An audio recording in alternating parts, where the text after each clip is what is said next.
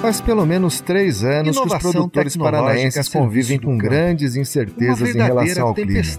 Estiagem severa e altas temperaturas no verão, e geada com frio intenso no inverno. A origem desse comportamento está no fenômeno climático Laninha, que deve seguir influenciando o tempo nas lavouras do estado ao longo desse ano. As incertezas do clima estão na reportagem de capa da revista Boletim Informativo número 1557, e também são o tema do episódio de hoje do nosso podcast. Eu sou André Amorim e o Boletim no Rádio começa agora. Estão nas páginas da revista Boletim Informativo número 1560, que circula agora no final de abril. E também são o tema para esse episódio do nosso podcast de hoje. Começando pela Everly Moraes, que é pesquisadora em agrometeorologia do IDR Paraná. Bem-vinda, Everly. Obrigada pelo convite, é um prazer estar aqui falando com vocês e com todos os ouvintes. Também temos aqui hoje o Bruno Visioli, do nosso Departamento Técnico Econômico aqui da FAEP. Muito obrigado pela presença, Bruno. Obrigado, André. É sempre um prazer estar aqui conversando com vocês. Também apresento aqui o meu colega aqui, jornalista Antônio, gerente do Departamento de Tecnologia. Tudo bem, é um grande prazer falar aí com a família rural paranaense. Bom, gente, a capa do nosso boletim informativo aí que está trazendo aqui remotamente, participando aqui desse episódio por telefone, das incertezas, o professor Gilson Martins, que é coordenador do Centro ela traz assim no pano de fundo cooperação e inovação de $1 milhão, de $1 bilhão, aliás, que eu queria fazer para a Everly. As chuvas vão se normalizar no estado? O que a gente vai encontrar pelo futuro? Tudo bem, muito obrigado. Essa é uma boa pergunta mesmo, bom, gente, valeu $1 milhão mesmo. Ouvinte tá sabendo, mas entre março e abril desse ano ocorreu um prognóstico climático a longo prazo. A sua pergunta é a longo prazo, a médio ou a curto prazo? Média, assim, para as próximas 2 safras, vamos lá. Agora para a safrinha e para a safra de verão próximo. Bem, então vamos falar aí, a longuíssimo prazo, né? Eu queria fazer uma pergunta o grande problema, vamos dizer assim, aqui pro sul, principalmente pro sul, que está acontecendo é o Laninha. O Laninha, ele está se configurando fortemente, né? Ele já está ativo desde o ano passado, mas agora ele está ganhando mais força, ele está de moderado a forte. E esse resfriamento nas águas do Pacífico, ali na altura da costa do Peru, ele traz pra gente geralmente seca, chuva muito mal distribuída, abaixo da média histórica, e ele tem a previsão de continuar essa influência do Laninha, né, essa configuração do Laninha, esse oceano mais frio até o fim do ano. Não há perspectiva, assim, a previsão a longo prazo. A perspectiva é que continue o Laninha e com isso continue chuvas abaixo da normal climatológica e principalmente chuva mal distribuída. Pode ter períodos que chova um pouco mais, sim, como aconteceu em outubro do ano passado, que choveu até mais do que a média. Mas depois secou e até agora não choveu mais. Então, assim, o Laninha tem essa característica de chover, vamos dizer, anualmente abaixo da média e poucos meses chove acima da média. Normalmente chove abaixo da média. Então, essa má distribuição de chuva é uma característica do Laninha e ele está indicando aí que vai persistir pelo menos até vai passar pelo inverno, vai passar pela primavera e vai chegar no verão. Olha aí. E essa condição, ela é alguma coisa que está dentro do normal, aí quando se observa aí as séries históricas aí climatológicas, ou realmente a gente está vivendo uma catástrofe, estamos vivendo alguma coisa fora da curva? Não, pode acontecer. Aconteceu em 88, 89, 90 e 91, teve Laninha, foi 3 ou 4 anos seguidos, se não me engano. Mas é comum acontecer, é comum você configurar tanto Laninha como o El Niño vários anos seguidos. E agora nós já estamos, a gente passou por período de neutralidade, que também provoca chuva mal distribuída, e agora entrando no Laninha. Mas já aconteceu outras vezes, ficar vários anos com Laninha, e isso pode acontecer, não é nenhuma catástrofe assim, muito fora da curva. Pode acontecer sim, como já aconteceu no início da década, final da década de 80 e início da década de 90. Everly, uma coisa que chama a atenção é que no ano passado, né, nesses últimos anos todos, tem chovido um pouco abaixo da média, mas o mês de dezembro, que é muito crucial para a safra paranaense, os produtores estava, digamos assim, levando um pouco de sorte, né? Estava chovendo ano passado, isso não aconteceu. Dezembro é mesmo um mês crítico para o desenvolvimento das lavouras aqui do estado? Sim, é um mês muito crítico. É o mês onde que milho e soja, que são as grandes culturas, né, as principais culturas do nosso estado, o feijão também, está aí naquela fase de enchimento de grão, de florescimento, que é a fase crítica da cultura para a água. Se faltar água nessa fase, que geralmente cai em dezembro, aí é complicado. Aí realmente pode haver uma quebra na produção, como aconteceu ano passado. Infelizmente, a gente teve uma seca severa em dezembro, que já vinha se arrastando de novembro e que continuou em janeiro e fevereiro. Então, realmente, dezembro foi um mês muito crítico, foi o que provocou essa quebra na produção. Sim, tem uma diferença. E pegando uma carona nessa pergunta do Antônio, além de dezembro ser o mês mais crítico, né, existe alguma cultura ou regiões do estado que sofrem mais com laninha? Bem, nesses últimos 2 anos, a região oeste do Paraná, que é uma grande produtora, né, paranaense de grãos, foi a que mais sofreu. Foi a que mais teve déficit hídrico, foi a que mais déficit hídrico foi no período crítico, que é dezembro, que é a parte, que é a fase dos grãos que estão florescendo e enchendo grãos, foi essa região. Então, e onde teve mais seca mais pronunciada e mais calor também, que isso prejudica, né, aumenta a evapotranspiração e a cultura acaba sentindo mais. Então, a região oeste do Paraná foi realmente a mais castigada pelo Laninha e pela seca. A questão que a Everly comenta de aumento de temperatura, a gente está passando por esse período, né? Mesmo Curitiba, que não tinha registros de temperaturas acima de 30 graus, nós estamos já enfrentando, como nessa última semana, né? Mais de 30 graus. E a gente tem que pensar sempre numa associação. Falta de chuvas com aumento de temperatura, isso potencializa o efeito dessa seca. Aumenta a evaporação tanto do solo quanto da própria planta, tem um prejuízo gigantesco em produtividade das culturas. Não vamos pensar somente nos fatores isolados, mas um conjunto deles. Falta água e ainda o metabolismo da planta está trabalhando mais.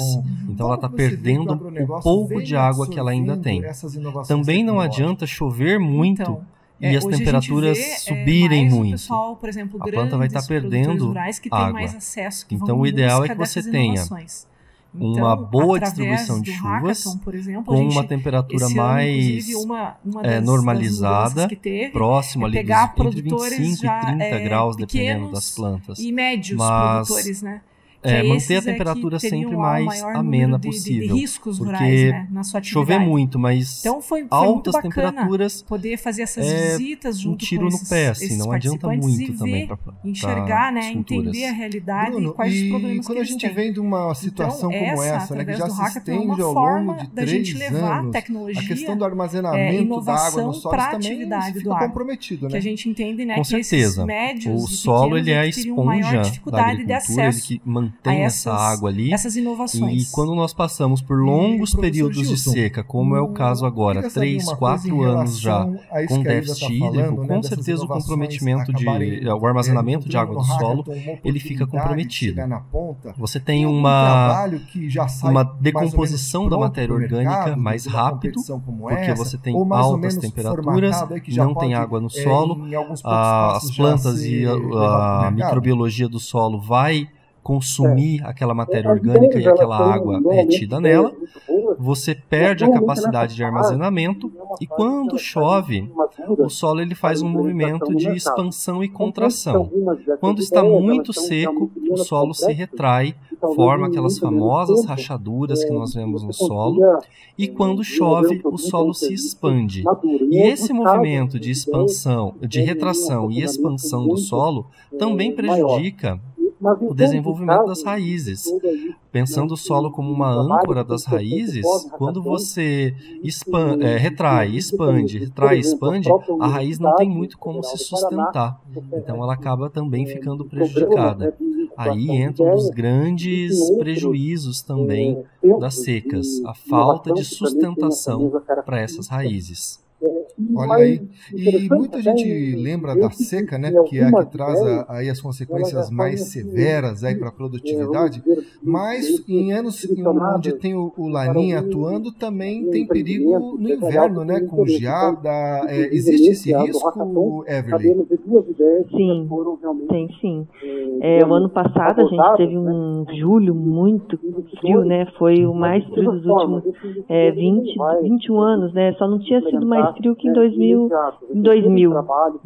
Depois veio o ano passado, que teve entrada de várias massas de ar muito frias e que provocou toda aquela geada e frio intenso. E a previsão climática para esse inverno é isso aí, é mais frio. O frio está previsto para chegar um pouco mais cedo, ir embora um pouco mais tarde e ser mais rigoroso. Não que não vá fazer períodos quentes. O nosso inverno a gente passa por uns períodos mais quentes dentro do outono e inverno. Mas quando vier as ondas de frio, elas vão ser bastante intensas, né? E elas vão chegar mais cedo e ir embora mais tarde. Então a previsão também para o nosso inverno, com relação a frio, é um frio intenso. E esse frio deve chegar nas regiões ali mais ao norte do estado, onde o pessoal planta muito café, no norte pioneiro, ou deve ficar mais localizado aqui na região centro-sul? Cada região tem uma intensidade, mas sim, deve chegar frio intenso também, com um potencial de provocar danos nos cafeiros, né, nas lavouras cafeiras aqui no norte do Paraná. Sim, tem esse risco, sim.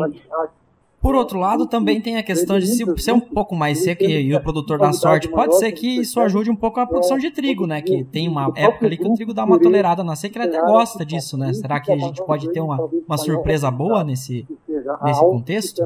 Aí depende mesmo da cultura, né? O trigo, as frutíferas temperadas, como a maçã, a pera, nectarina, isso deve favorecer. Mas aí outras, como o café, o milho safrinha também, que não suporta geada, aí vai ser prejudicado. Então, é isso mesmo. Tem algumas culturas que podem ser beneficiadas com frio, mas outras não.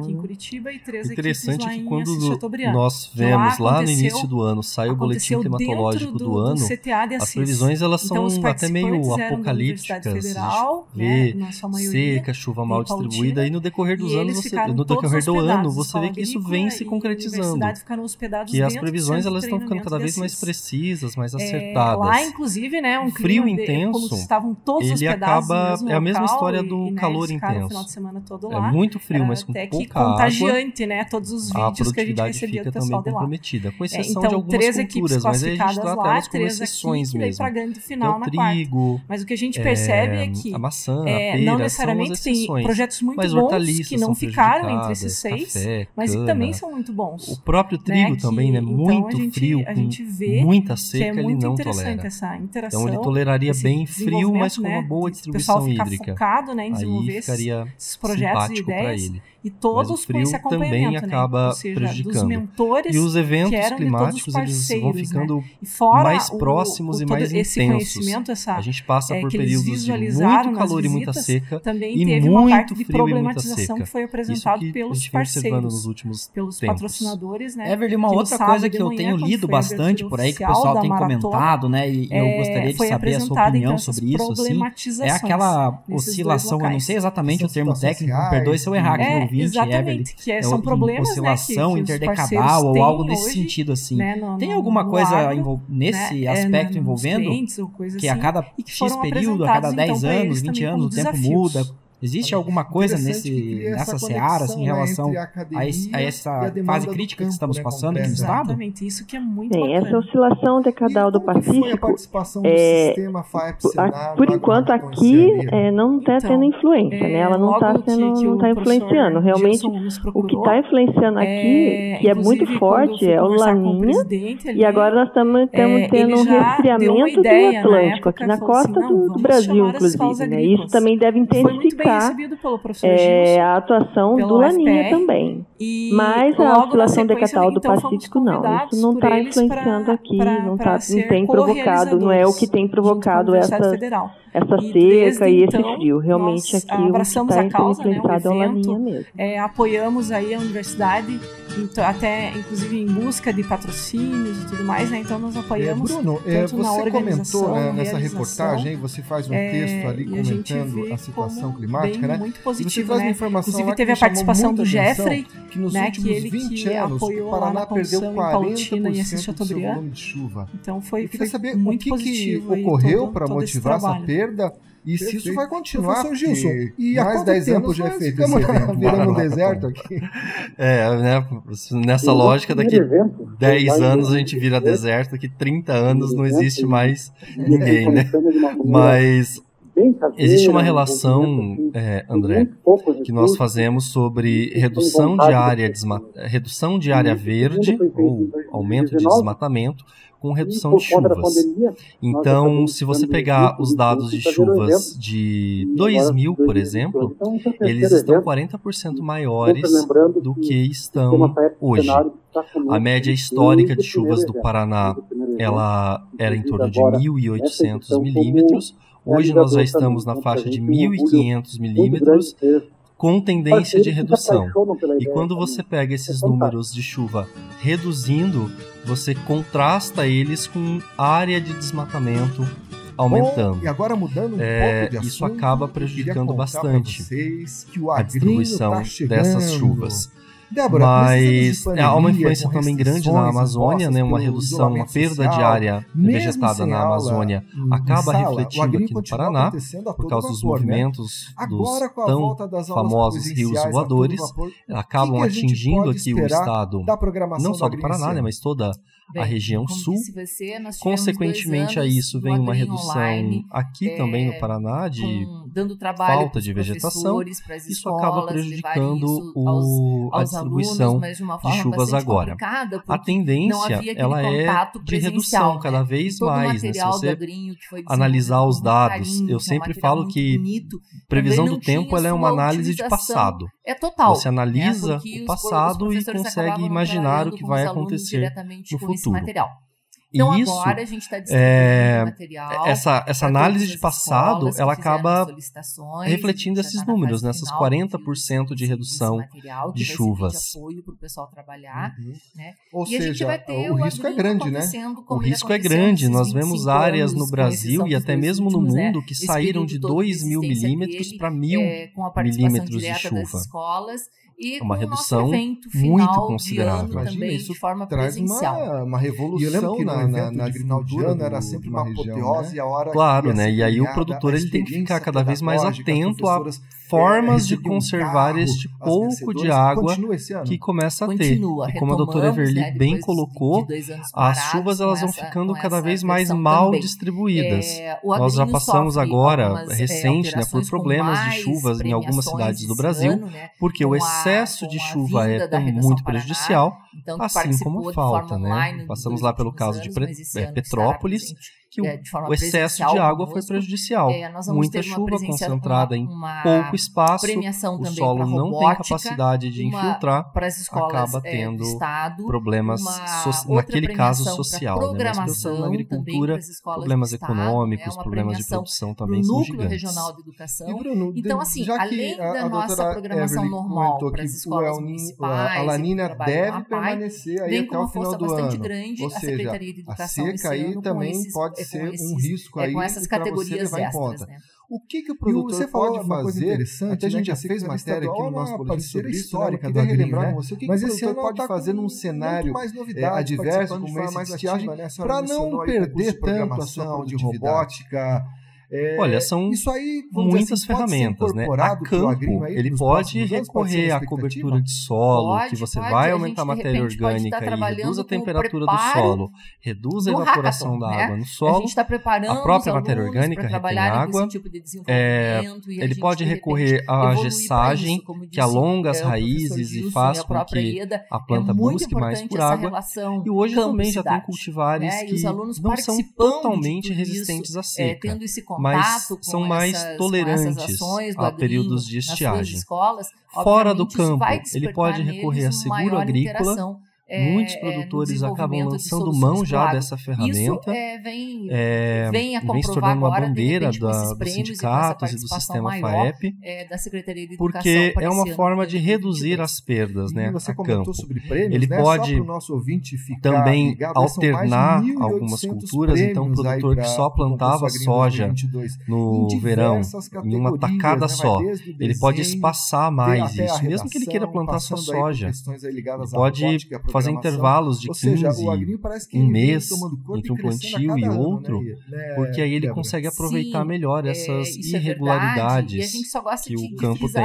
A perda dele fica um pouco menor. É uma consequência, pode se valer de períodos com mais chuva, menos chuvas. É todo o envolvimento mas seriam essas medidas mais práticas e mais fáceis os primeiros lugares, então recorrer. Isso fica mas bastante creio que limitado. O seguro rural agora mas o trabalho que é feito nas escolas viável e tá bem durante em voga. todo o ano com esse material que a gente questão do seguro rural, gente, até o professor selecionar uma redação do número de alunos que ele tem, que para nós eu vejo gente colocando ali a vida ali naquela safra, investimento pesadíssimo. Nas discussões e você tem lá, às vezes, faixa de risco climático de 40%. Gente, você vai jogar, o que você jogaria aí com quase metade de chance de dar errado?